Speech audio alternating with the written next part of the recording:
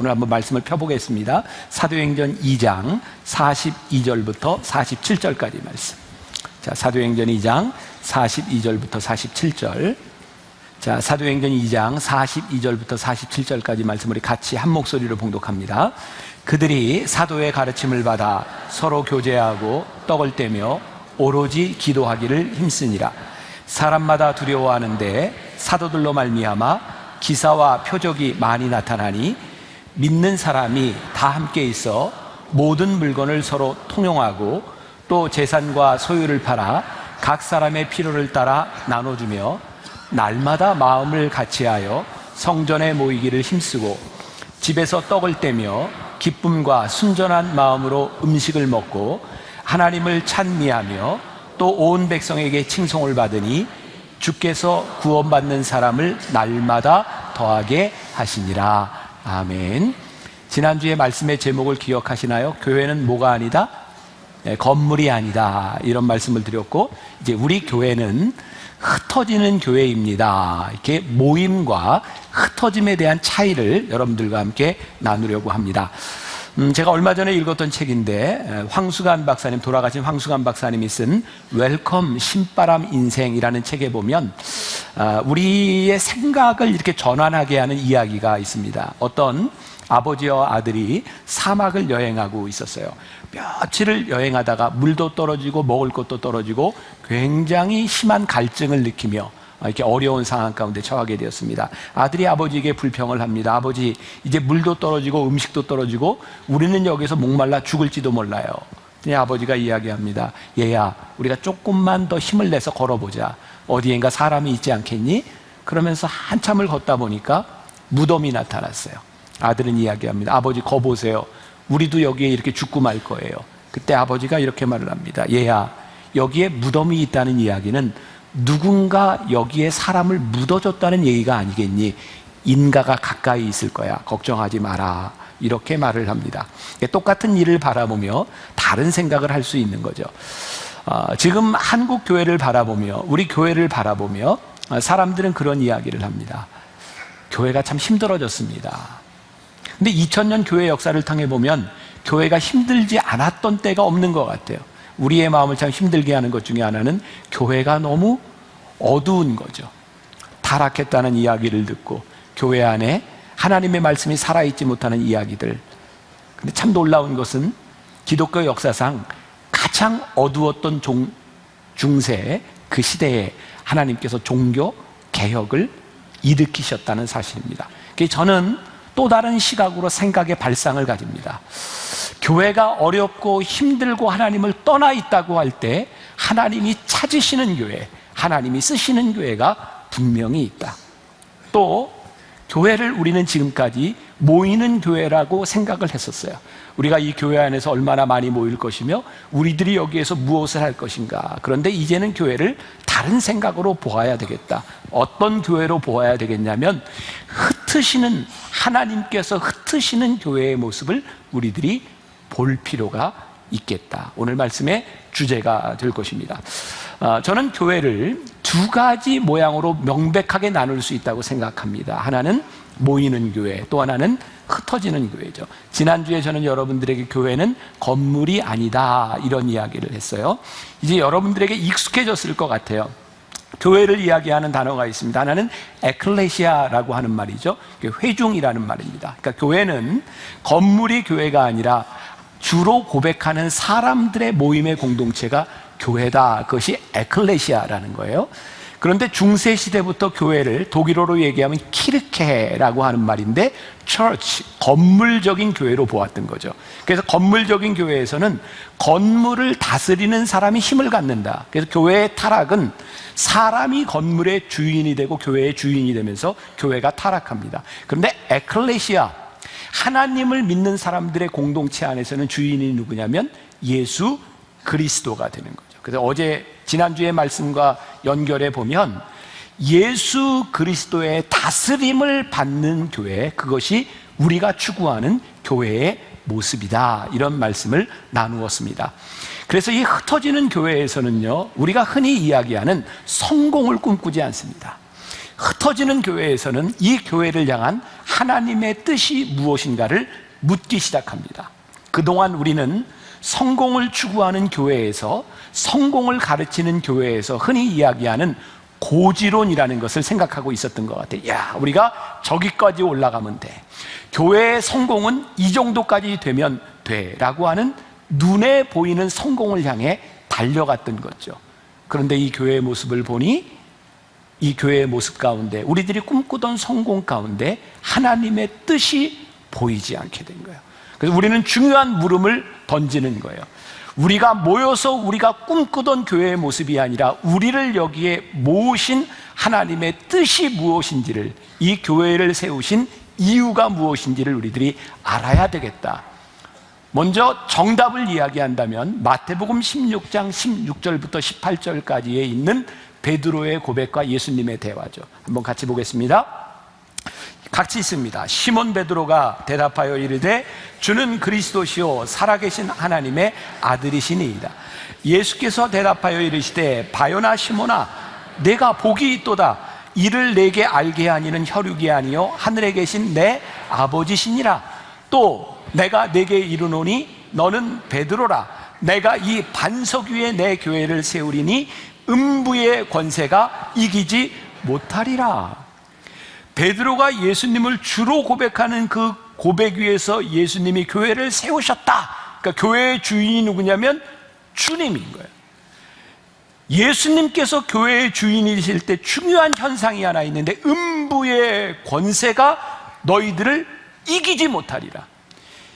예수 그리스도를 주로 고백하는 이 교회 가운데는 하나님의 뜻이 이루어지고 어둠의 권세가 물러가야 되는데, 이 교회 안에 어둠의 권세가 있고 하나님의 뜻이 이루어지지 않는다면 우리는 명백하게 주를 고백하는 공동체 위에 서 있지 않다.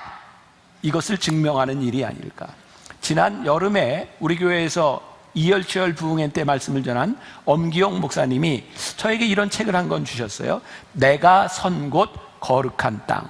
이 책에 아주 중요한, 저는 아주 중요한 통찰이라고 생각하는데, 우리가 잘 알고 있는 구약의 신앙인 가운데 요셉에 대한 이야기가 나옵니다. 자, 요셉 하면 여러분들 머릿속에 탁 떠오르는 게 한 단어가 있을 텐데, 요셉은 어떤 사람이었죠? 꿈꾸는 사람이었잖아요. 이런 표정 짓지 마세요. 아시는 거죠?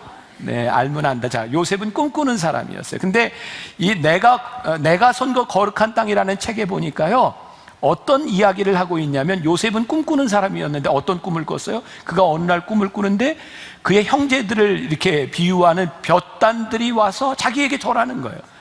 해와 달과 별들이 그에게 절하는 거예요. 그래서 그것 때문에 요셉은 형들에게 미움을 받고 팔려갑니다. 요셉은 꿈꾸는 사람이었는데 하나님은 요셉이 꾸었던 꿈대로 이루신 분이 아니라, 하나님은 그 요셉과 함께 동행하시면서 하나님의 뜻을 이루신 분이라는 거예요. 사실 요셉은 그가 꾼 꿈 때문에 어려움을 당합니다. 근데 요셉이 어려움을 당할 때마다 성경에는 요셉에게 따라다니는 수식어가 하나 있었어요. 그게 뭐냐면 하나님이 그와 함께 하시니. 우리가 요셉을 바라보면 그를 우리는 형통한 사람이라고 이야기를 하는데, 그가 꿈을 꾸고 그가 계획을 세웠던 것을 이루었기 때문에 형통한 사람이 아니라, 그가 살아가는 인생 가운데 하나님이 동행하심으로 그의 삶이 형통했다고 말씀하고 있어요. 자, 이 책이 아주 재미있는 이야기더라고요. 요셉이, 여러분들께 궁금증을 가지시는지 모르겠지만, 그 당시 바로 왕의 꿈을 해석하여 준 것 때문에 모세가 총리가 됩니다. 어떻게 그런 일이 일어나? 아니, 꿈 해석해줬다고 어떻게 이스라엘 사람이 애굽이라고 하는 큰 나라의 총리가 될 수 있겠습니까? 당시 이제 애굽의 왕을 우리가 바로라고 부르는 거죠. 그런데 역사가들의 이야기에 의하면 요셉이 꿈을 해석해줬던 그 왕은 순수 애굽 혈통을 가진 사람이 아니라 이방의 혈통을 가진 사람이었다는 거예요. 그래서 그 사람은 애굽 나라에 다른 족속들을 정치적인 지도자로 세우는 일에 대하여 별로 거부감이 없었다는 거예요. 요셉이요, 총리가 되는데 별로 거부감이 없었다는 거예요.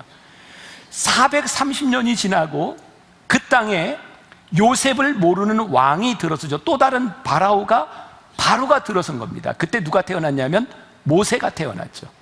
여러분 아시는 이야기죠? 모세가 태어날 당시에 모든 이스라엘에 태어난 남자아이들은 다 죽이라 그랬어요.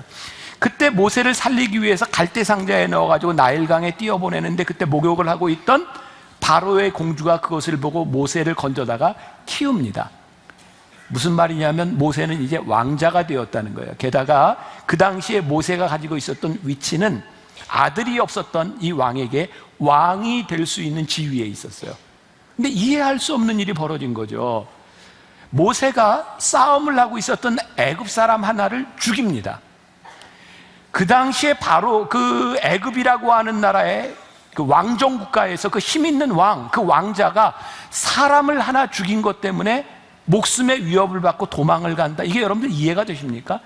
아니 50명, 100명을 죽었어도 그거 그렇게 문제되지 않을 것이 왕정 국가입니다. 그런데 모세는 한 사람을 죽이고 도망갑니다. 왜냐하면 그 당시에 바로 왕은 순수 혈통을 가진 애굽 사람이었고 이방 사람이 왕이 되는 것, 그것이 눈에 가시처럼 보였기 때문에 그것을 빌미로 모세는 도망자가 됩니다. 여러분 참 놀랍지 않아요? 하나님께서 요셉을 쓰실 때 이미 하나님의 손이, 하나님의 계획이 그 나라 안에 있었어요. 요셉은 하나님의 뜻에 쓰임받고 있었어요. 모세가 지도자가 될 때 하나님은 모세를 향한, 이스라엘 백성을 향한 하나님의 계획을 가지고 하나님은 하나님의 뜻을 이루어가고 계셨다는 사실이에요. 놀라운 일은 우리가 꾸는 꿈, 우리가 생각하는 꿈을 가지십시오, 비전을 가지십시오라고 하는 우리의 생각과 우리의 꿈이 아니라 하나님의 역사 가운데, 하나님의 계획 가운데, 하나님의 다스림 가운데 우리가 쓰임받는 교회가 된다는 것이 우리들에게 훨씬 더 중요한 일입니다. 놀라운 사실은요, 요셉이 그가 총리의 자리에서 모든 어려움을 견디고 그를 팔았던 그의 형제들을 만나게 되었을 때입니다. 창세기 50장 20절에 요셉은 이렇게 고백합니다. 당신들은 나를 죽이려고 나를 해하려 하였으나 하나님은 이 모든 것을 선으로 바꾸셨습니다. 하나님의 인도하심과 하나님의 계획 가운데 있는 것을 깨달았던 그 요셉에게 있어서 그가 살아왔던 고생, 고난, 미움이 사라지는 거죠. 왜? 하나님이 나를 쓰신다는 거예요. 만나 교회라고 하는 이 건물적인 교회가 아니라 여기에 하나님을 믿는 공동체, 교회로 우리를 부르시고 여러분들 한 사람 한 사람이 모두가 하나님의 교회라고 하는 것을 고백할 때에 여러분들이 지금 살아가고 있는 날들과 살아갈 날들에 대하여 하나님의 계획이 보이기 시작할 때 우리는 놀라운 고백을 하게 되어 있는 거죠. 모세가 가나안 땅에 들어가기 전에 요단강을 앞에 놓고 느보산에서 죽습니다. 이거 우리 참 받아들이기 힘들지 않아요? 40년을 광야에서 고생하며 이스라엘 백성들을 인도해낸 모세가 가나안 땅을 앞에 놓고 죽는 겁니다. 실패인가요? 근데 모세는 실패자로 죽지 않습니다. 그 땅을 바라보며 그는 멋지게 죽습니다. 왜냐하면 하나님의 계획이 여기까지임을 그는 고백할 수 있었기 때문에 그는 실패자가 아니라 하나님의 인도하심을 고백하는 사람입니다.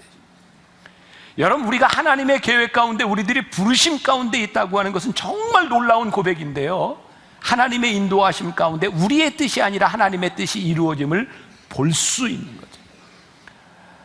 제가 지난 주간에 어떤 교회를, 그 목사님을 방문해서 이야기를 나누게 되었어요. 어떤 교회라고 이야기하지는 않지만 제가 생각할 때 대한민국에 있는 교회 중에 제가 보기엔 주차장이 제일 넓은 교회입니다. 규모도 큰 교회예요. 세상에 얼마나 주차장이 넓은지, 게다가 주차장이 넓어서 뒤에 산도 있는데 교인들이 여름에는 와서 같이 모임을 가지고 바베큐를 할 수 있도록 바베큐 그릴도 만들어 놓고 공원도 만들어 놓고 너무너무 부러운 거예요. 우리 교회는 주차장이 없잖아요.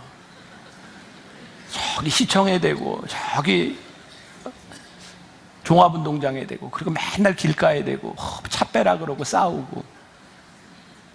저희 교회는 처음 시작할 때부터 종교부지 1561평 위에 세워진 교회고요, 한 평도 더 이렇게 넓힐 수 있는 게 없는 거예요. 제가 처음 만나교회 목회를 하면서 교회에 필요한 것도 많고 이게 좀 주차장도 필요하고 공간도 필요하고 교육관도 필요하다고 생각돼서 우리 교회 바로 옆에 있는 공원이 있잖아요. 그게 빈 공터였어요. 제가 시에 몇 번을 문의를 했어요. 이 땅을 우리들에게 팔면 우리가 거기에다가 복지관을 짓든 무슨 체육관을 짓든 우리가 시에다가 기부 체납도 하고 우리가 갖지도 않을 거고 우리가 좀 그렇게 썼으면 좋겠습니다. 절대 안 되는 거예요. 왜? 한번 공원 용지로 이렇게 용도가 지정이 되면 이건 절대로 안 된다는 겁니다. 그리고 제가 깨달았습니다. 하나님은 만나교회의 넓은 땅을 가지고 일하시기를 원치 않으시는구나. 그래서 주차장을 비롯해서 교회를 넓히는 일과 교회를 짓는 일과 모든 일들은 하나님의 계획 속에 없는 것이다 라는 것을 제가 받아들이기 시작했어요. 그래서 우리 교인들에게 선포하기 시작했죠. 만나교회는 앞으로 이 교회를 넓히기 위해서 건물을 짓기 위해서 땅을 사서 짓거나 이사하는 일이 없습니다. 왜? 하나님은 우리 교회를 땅 넓은 교회로 부르시지 않았기 때문에 우리를 부르신 부르심이 무엇인지를 보아야 되겠습니다. 여러분들 오해하지 마세요. 땅이 넓은 교회는 그 땅 넓은 곳을 가지고 하나님의 쓰심이 있으리라고 믿는 거고요. 지금 우리의 상황에 우리를 부르신 하나님께서는 이 교회를 향한 하나님의 뜻이 무엇인지를 묻고 바라보기를 원하시는 거죠. 중요한 게 뭐예요? 우리들이 있는 것 없는 것 이것에 대한 문제가 아니라 여러분들의 인생에 우리를 부르신 하나님의 뜻이 어디에 있는가를 바라보는 거죠. 그리고 보니 교회에서 보이는 게 있는 거예요. 아하, 하나님은 우리를 모이는 공동체로 부르신 것이 아니라 하나님의 꿈이 되어 우리를 흩어버리기 위해서 우리를 부르셨구나. 안타까운 일은요, 교회들이 우리 교회를 포함해서 많은 꿈을 꾸면서 하나님과 멀어질 수도 있구나라는 두려움이에요. 사도행전 3장에 보면 마가의 다락방에서 성령을 체험한 제자들이 처음 교회를 만들죠. 그들은 건물을 만든 게 아니라 교회를 이루었습니다. 그리고 베드로와 요한이 성전 미문 앞을 지나가다가 안진뱅이를 보게 됩니다. 그리고 유명한 이야기를 하죠. 구걸하는 안진뱅이에게 나에게 은과 금은 없으나 내게 있는 것으로 내게 주노니 나사렛 예수의 이름으로 일어나 걸으라. 그 전까지 하나님의 뜻과 주를, 예수님을 주로 고백하지 못하는 교회 공동체에서는 나에게 은과 금을 가지고 너에게 행할 수 있는 일이 있다고 보았는데 하나님의 다스림 가운데 들어오고 보니까 나에게 은과 금은 없으나 내게 있는 나를 다스리시는 예수 그리스도의 이름으로 명하노니 일어나 걸으라. 돈과 자원에 대한 문제, 힘에 대한 문제가 아니라 하나님이 우리를 어떻게 쓰시는가, 하나님의 주권하에서 우리들의 교회를 보아야 된다는 거예요. 하나님의 주권이 무엇인가? 교회가 건물이 아니고 전통이 아니고 올 한 해 우리 교회에서 일어나는 여러분들이 어쩌면 수용하기 힘들 것 같은 그런 변화의 와중에 제가 이 교회론의 설교를 하는 이유가 무엇인가? 하나님께서 우리를 흩으시기를 원하시는 것이 우리들에게 보여야 된다는 거예요. 우리 교회에 지금은 여기 붙어 있지 않은데 예전에 저기에 성경 구절이 있었어요. 오라, 내가 너희를 쉬게 하리라. 옛날 교인들은 알아요. 가라, 내가 너희와 함께 하리라. 참 이게 새가족이 한 번은 우리 교회에 와서 이렇게 새가족들서 예배를 드리면서 새가족 애찬 때 그랬대요. 지네가 뭔데 오라 가라야, 뭐 이런 이야기를 했다 그래요. 우리 교회가 가지고 있었던 오라 가라, 제가 만나교회 담임 목사가 되면서 오라와 가라를 모이는 교회와 흩어지는 교회로 재해석했습니다. 이것이 만나교회의 목회 철학에 대한 부분이에요. 근데 제가 지금 흩어지는 이야기를 합니다. 누군가 이렇게 이야기할지 몰라요. 아마 여러분들 마음속에 그런 마음이 들어요. 아니, 목사님이 뭔데 흩어지라 그래요? 오라, 내가 너희와 함께 하리라. 내가 하나님 앞에 와서 내가 이 정도면 평안하고 내가 이만큼 누리고 하나님 앞에 내가 이렇게 기쁘게 살아가는데 왜 가라는 거예요? 어쩌면 그것은 우리들에게 고통스러운 일이 될 수 있어요. 힘든 일이 될 수 있어요. 당신이 뭔데 우리로 하여금 흩어지라고 하는 겁니까? 제가 이 부분에 대해서 고민을 한 거예요. 오늘 여기에 예배 드리고 있는 여러분들 가운데 제가 오라 그래서 온 사람 없습니다. 여러분들이 선택하고 온 겁니다. 여러분들이 선택해서 이 자리에서 예배를 드리는 겁니다. 여러분들의 자의에 의해서 여기 앉아있는 사람이요. 그런데 목사님이 뭔데 우리의 뜻이 아닌 내 생각이 아닌 목사님의 마음대로 가라는 겁니까? 저에게 이런 생각이 들었어요.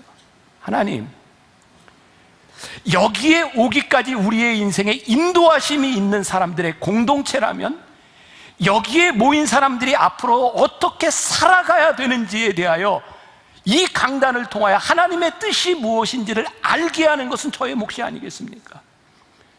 여러분들이 앞으로 어떻게 하든 그건 여러분들의 몫입니다. 그런데 저의 몫이 있는 거예요.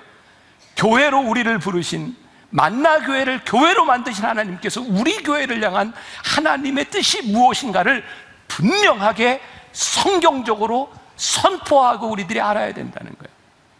자, 이제 제가 성경으로 이 일을 증명하려고 합니다. 증거될 거예요. 잘 들으세요. 증거를 댑니다, 제가. 만일 하나님께서 교회를 세우시고 교회를 세우는 것이 목적이었다면 절대로 이런 일이 일어나지 않았을 겁니다. 오늘 우리가 읽었던 본문 말씀 마지막 절 47절에 하나님을 찬미하며 온 백성에게 칭송을 드리니 주께서 구원받는 사람을 어떻게 했다고요? 날마다 더하게 하셨다. 제가 지난주에 말씀을 통해서 구원받는 숫자라고 하는 것은, 부흥은 단순히 사람이 느는 것이 아니라 구원받는 숫자가 늘어나는 것이다 라고 얘기했어요. 모르겠어요. 가시적으로 볼 때 우리 교회는 구원받는 숫자가 늘어난다고 이야기할 수 있어요. 사람들이 계속 많아져요. 앉을 자리도 없어요. 그런데 말이죠, 중요한 것은 초대교회의 이런 우리 교회하고는 비교할 수 없는 역사가 일어났는데, 사도행전 2장 41절 오늘 본문 말씀 바로 전해보니까 이런 말씀이 있어요. 그 말을 받은 사람들은 세례를 받음에 그날의 신도의 수가 3,000이나 더하더라. 기존의 교회가 있는데 3,000명이 더했어요. 사도행전 4장 4절에 보니까 말씀을 들은 사람 중에 믿는 자가 많으니 남자의 수가 약 5,000이나 되었더라. 남자의 수가.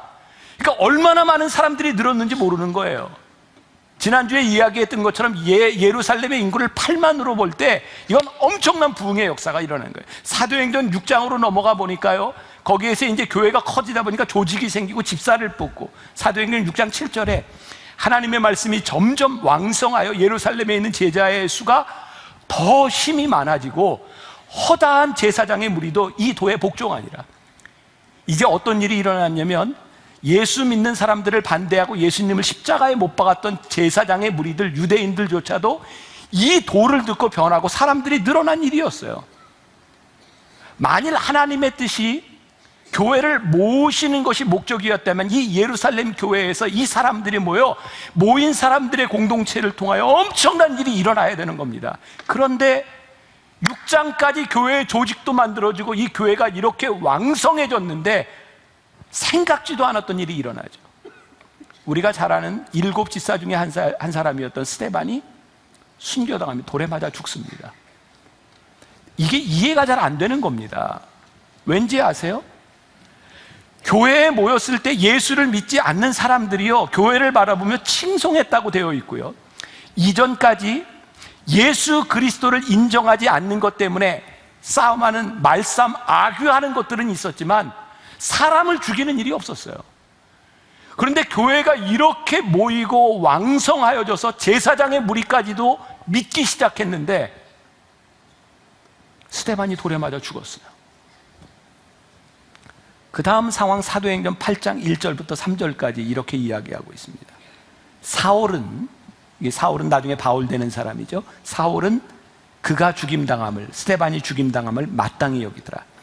그날의 예루살렘에 있는 교회에 큰 박해가 있어 사도회에는 다 유대와 사마리아 모든 땅으로 흩어지니라. 경건한 사람들이 스데반을 장사하고 위하여 크게 울더라. 사울이 교회를 잔멸할세 각 집에 들어가 남녀를 끌어다가 옥에 넘기니라. 그리고 4절, 그 흩어진 사람들이 두루 다니며 복음의 말씀을 전할세. 자, 하나님께서 이 말도 안 되는 상황, 순교를 당하고 박해 때문에 사람들이 흩어지는 상황을 만들지 않으셨다면 어떤 일이 일어났을까요? 그러면 역사에 나오는 이야기, AD 70년, 지금 이 사람들이 모인 이 공동체가 20-30년 후에 어떤 일이 일어나냐면, 로마가 예루살렘을 함락시키고 예루살렘이 함락됨으로 인해 유대인들이 다 흩어져 버리고 이제 유대인들은 2000년 동안 나라 없는 떠돌이 생활을 합니다. 만약에 교회가 예루살렘에 있었다면 교회는 흔적도 없이 사라졌을 겁니다.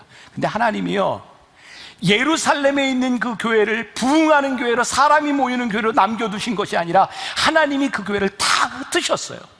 왜요? 교회가 사명을 감당하도록 하나님께서 교회를 흩어버리기 시작했어요. 그리고 우리들이 깨닫는 것이 있는데, 아하, 그 당시에 핍박을 받으며 순교하는 무리들을 통하여 그것이 고통이라고 생각했는데, 교회가 그 일을 통하여 형통함을 경험한 거죠. 그 흩어짐 가운데 하나님이 함께 하심을 경험하게 된 거죠. 하나님이 왜 흩어버리셨는지 고난의 이유를 알고 존재의 이유를 깨닫게 된 거죠. 이건 건물적인 교회만을 의미하는 것이 아니라 여러분들이 교회로 불림을 받은 나 하나하나가 교회라고 이야기할 때 여러분들의 인생에, 여러분들의 보금자리를 흩어버리시고 여러분들의 삶에 변화를 주시는 하나님의 뜻이 무엇인지를 보아야 되는 거예요. 지금까지 여러분들에게 별로 하지 않았던, 처음 들어보는 이야기일 것 같아요. 제가 사진을 하나 보여드리겠습니다. 저 천막이 있죠. 저기 앉아 계신 분이 돌아가신 저희 어머니입니다. 저희 만나교회가 저 천막에서부터 시작했다는 걸 창립기념일 때 여러 번 보셨을 거예요. 근데 문제는 천막에서 교회를 시작하게 된 이유를 제가 이야기하지 않았습니다. 80년입니다. 당시 왕십리교회를 담임하던 저희 아버님이, 그 당시 왕십리 감리교회는 이 감리교회에서 수년 만에 놀랍게 부흥한 교회, 그 당시에 소위 말하는 감리교회 안에 이렇게 탑5 안에 드는 큰 교회였습니다. 근데 저희 아버님이 갑자기 이런 꿈을 꾸기 시작하셨어요. 내가 은퇴하기 전에 한번 개척을 하고 싶다. 그래서 저희 어린 사남매를 교회에 모아놓고 그날 통성기도를 했습니다. 철야기도를 했어요. 어떻게 할까? 그때 우리 저희 사남매가 아버지 개척하세요, 저희가 돕겠습니다. 그래서 나갔던 교회가 지금 그 압구정동에 있는 현대아파트 앞에, 거기에서 처음 예배를 드리게 되는데 그때는 만나교회가 아니었어요. 삼양동에 있는 어떤 교회가 영동에다가 교회를 하나 개척했습니다. 그 교회 이름이 삼양교회가 영동에 개척했다 그래서 삼영교회였습니다. 그때 있던 멤버들이 우리 교회에 아직도 있습니다. 그리고 그 교회에서 당시 유명했던 부흥사였던 김우영 목사님을 담임으로 초청했고, 그 교회는 정말 놀랍게 단시일 내에 부흥을 경험합니다. 사람들이 순식간에 모여들었고요, 삼영교회 너무 촌스럽다 그래서 이름을 만나교회로 바꿨습니다. 그리고 그 상가교회에서 대형 버스를 사고 교회가 막 부흥하는데 어떤 일이 일어났냐면, 그곳에 먼저 있던 교인들이, 저는 어렸으니 그때 고등학생이었으니까 이유를 잘 모르겠어요, 저희 아버님이 설교하려고 강단에 올라가시는 사람들이 끌어내리고 설교를 못하게 하고 소리 지르고 욕을 하는 그런 일들을 제가 보았어요. 어떻게 교회에서 이런 일이 일어날 수 있는가? 그래서 거기 모였던 수없이 많은 사람들이 거기에 있는 본래에 있었던 사람들에게 교회가 쫓겨났습니다.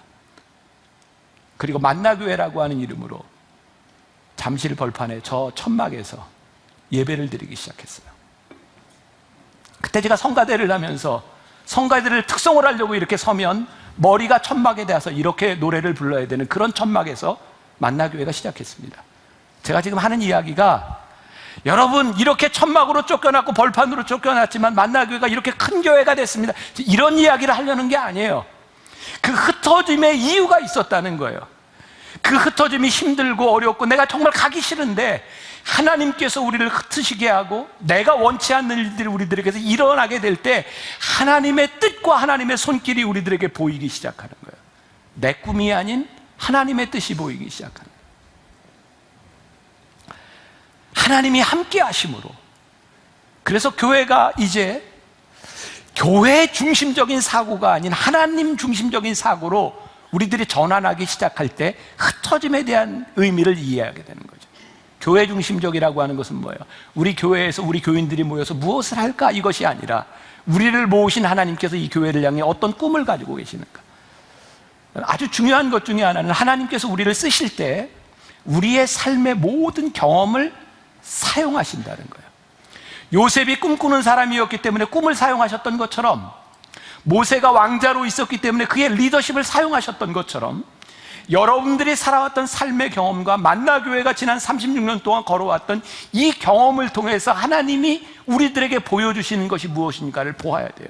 그리고 제 입으로 이렇게 하긴 쑥스럽지만 사실이잖아요. 하나님께서 만나게 담임 목사로 저를 세워주셨을 때 제 목회의 경험과 제 삶의 고백을 통해서 우리 교인들과 함께 이끌어가는 교회는 어떤 모습이어야 할 것이냐를 하나님이 보여주시는 거죠.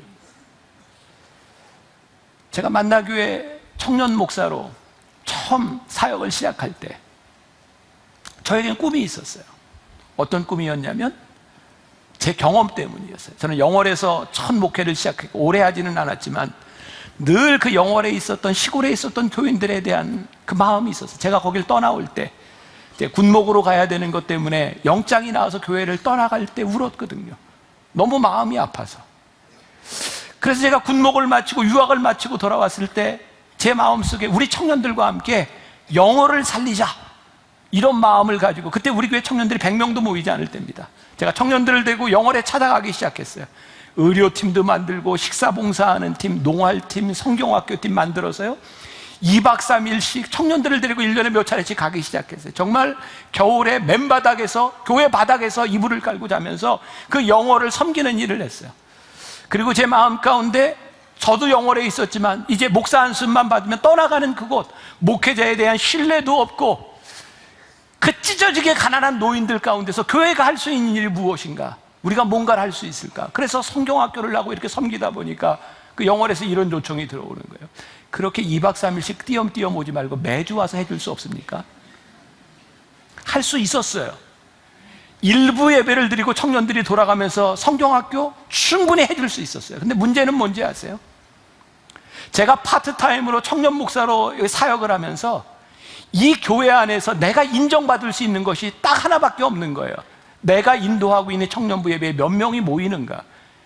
그런데 그것을 돕기 위해서는 나와 함께 예배 드리는 그 청년들을 그곳에 보내야 되는 거예요.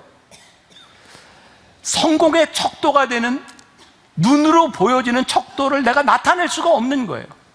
그리고 그것 때문에 제가 굉장히 고민했어요. 그리고 깨닫게 된 거예요. 나는 하나님의 나라를 꿈꾸고 하나님의 뜻을 꿈꾸는 것이 아니라 내가 이 교회에서 이루는 것이 무엇인가를 생각하고 있구나. 내가 목사일 수는 있지만 하나님이 쓰시는 사람이 아닐 수 있구나. 내가 철저하게 하나님 앞에서 검증받는 것이 아니라 사람들 앞에서 검증받는 사람, 그것이 될 수 있구나. 제가 담임 목사가 돼서 깨닫는 거예요. 아, 하나님의 마음은 이런 마음이구나. 우리 부목사님들 많이 있어요. 각자 사역들을 합니다. 아마 우리 목사님들의 마음 가운데는 그런 생각이 들 거예요. 내가 이 사역을 열심히 해서 내가 인정을 받아야지. 그런데 제가 담임 목사의 눈으로 보니까 그 사람의 사역이 살아나는 것보다 더 중요한 게 그 사역으로 인하여 이 교회가 어떻게 변화되는가가 더 중요한 거예요. 하나님이 우리를 보실 때 이 건물적인 만나 교회가 어떻게 되느냐보다 하나님 나라의 다스림은, 하나님 나라의 다스림으로 인하여 이 땅이, 하나님의 나라가 어떻게 변화되는가를 하나님이 보고 계신 거예요. 흩어짐이라고 하는 것은 단순히 교회가 여러분들 흩어지세요 라고 하는 말의 의미가 아니라 하나님이 우리를 부르신 이유가 어디에 있는지를 바라보자는 거예요. 피터 드래커라는 사람이 멋진 말을 했죠. 모든 조직이 존재하는 목적은 그 조직 외부의 사람들을 섬기기 위해서입니다. 조직 내부의 사람들을 섬기기 위해 존재할 때 그 조직은 사멸한다는 겁니다. 하나님이 교회를 부르셨을 때에 부르심은 분명한데 우리들이 모이는 게 잘못된 것은 아닌데 이 부르심이 조직 내부를 향할 때 그것은 사멸한다는 거예요. 하나님이 우리를 부르신 그 이유에 대해서 우리들이 답해야 되는 거죠. 그 답이 무엇인가? 오늘 44절 45절 말씀해 보니까 믿는 사람이 다 함께 있어 모든 물건을 서로 통용하고 또 재산과 소유를 팔아 각 사람의 필요를 따라 나눠주며 놀라운 일들이 일어나기 시작한 거예요. 나의 것을 가지고 내가 마음대로 한 것이 아니라 하나님이 필요로 하는 것에, 그 사람이 필요로 하는 것에 내가 나누어 주기 시작한 거예요. 우리가 흔히 착각하는 것이 있습니다. 하나님의 일을 합니다. 근데 내가 하고 싶은 일을 하는 거예요. 마태복음 6장 33절에 너희는 먼저 그의 나라와 그의 의를 구하라. 그리하면 내가 이 모든 것을 너희에게 더하시리라고 말씀하셨는데 우리는 나에게 더하실 일을 꿈꾸며 이 일을 통해서 하나님의 나라가 이루어지기를, 그래서 내 사업이 성공되면 내가 하나님 앞에 쓰임받을 수 있기를, 내가 높은 포지션에 올라가면 하나님이 나를 사용할 수 있으시기를 반대로 생각해요. 하나님은 끊임없이 우리들 가운데서 하나님의 뜻이 이루어지기를 원하시며, 오늘 본문 말씀 가운데 정말 놀라운 일은 그들이 행하던 일을 어떻게 했는가? 순전함과 기쁨으로 그들이 그 일을 행했다라고 되어 있어요. 제가 결론적으로 중요한 그 의식의 전환에 대한, 이것이 여러분들의 결론이 되었으면 좋겠어요. 저는 이전에 교회를 생각할 때 이런 구도로 생각을 했어요. 아마 많은 사람들이 이런 생각을 할 겁니다. 하나님이 교회를 세우시고 교회를 통하여 이 세상 가운데서 일하신다. 그래서 교회는요, 늘 이 세상 한가운데서 거룩함을 지키는 존재, 하나님이 우리를 통하여 일하신다고 하는, 어떻게 보면 세상에 대한 우월 의식을 가지고 있었던 것 같아요. 그래서 교회는 이 우월 의식을 지키기 위해서 우리들이 지켜야 되는 룰을 많이 만들었어요. 교회는 이런 거야. 그런데 제가 깨닫게 된 게 있어요. 선교학을 공부하면서 하나님은 하나님의 일을 위해서 교회를 세우신 것은 분명하지만, 하나님은 교회를 위해서 교회를 세우신 것이 아니라 하나님이 세상을 위하여 교회를 세우셨다는 거예요. 그리고 깨닫게 된 것이, 하나님이 교회에서 일하시는 것이 아니라 하나님이 세상 가운데 일하신다는 거였어요.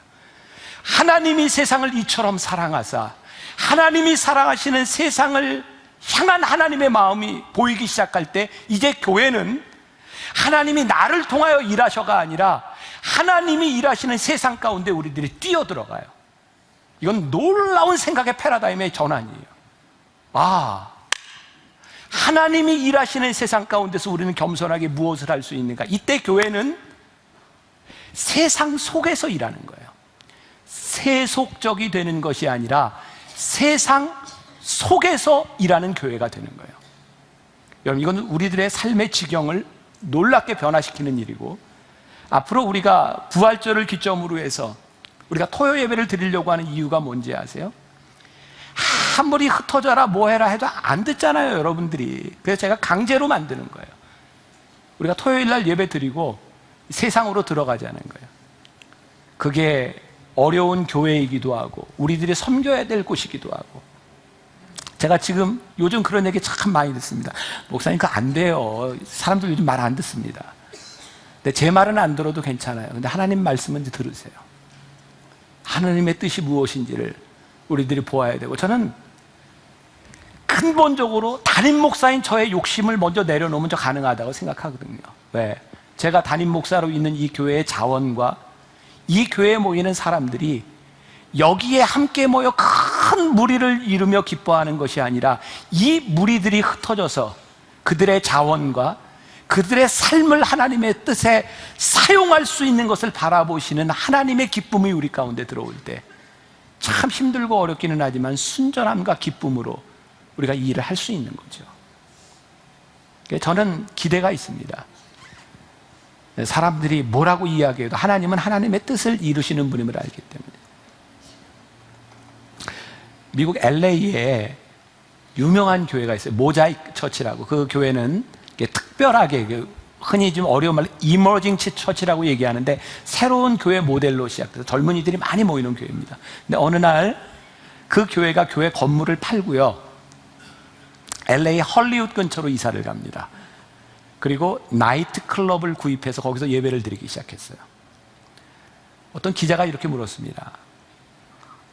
목사님, 교회를 팔았다면서요? 목사님이 이렇게 대답합니다. 아니요, 우리는 건물을 팔았습니다. 우리가 교회입니다. 그리고 지금 LA 헐리우드 근처에서 얼마 전에 본 영상에 의하면 한 달에 2번씩 그 젊은이들을 세례를 주는 일들이 일어나는데, 헐리우드 블러버드 그 밖에서 젊은이를 세례를 줍니다. 수십 명, 수백 명의 사람들이 거기에서 세례를 받습니다. 나이트 클럽에서 예배를 드리면서. 왜? 젊은이들이 거기에 찾아오게 될 때 나이트 클럽이 교회가 된 거예요. 우리는 착각하는 것이 있습니다. 건물을 교회라고 생각하죠. 중요한 것은 그 건물 안에서 무슨 일이 일어나고 있는가, 거기에서 하나님의 뜻이 이루어지고 있는가. 여러분, 두렵지 않습니까? 우리가 교회로 모였는데 모여진 우리의 공동체가 교회가 아니다라고 하나님이 말씀하시면 우리 두려운 거 아니에요? 제가 읽었던 책 가운데 이 모자이크 얘기에만 있는 게 아니라 어떤 교회, 작은 교회의 이름이 뭐냐면 교회 이름이 오떡이요 교회입니다. 오떡이요 교회. 이건 작은 교회인데 아이들에게 복음을 전하기 위해서 전도사님인지 목사님인지 젊은 분이 매일 떡볶이를 해가지고 가는 거예요. 애들한테 복음 전하기 위해서. 새빨간 고추장에 묻은 그 떡볶이를 그 목사님은 시뻘건 복음이라고 이야기를 합니다. 아이들에게 떡볶이를 나누게. 오떡이요 교회예요. 오떡이요. 그게 교회인 거예요.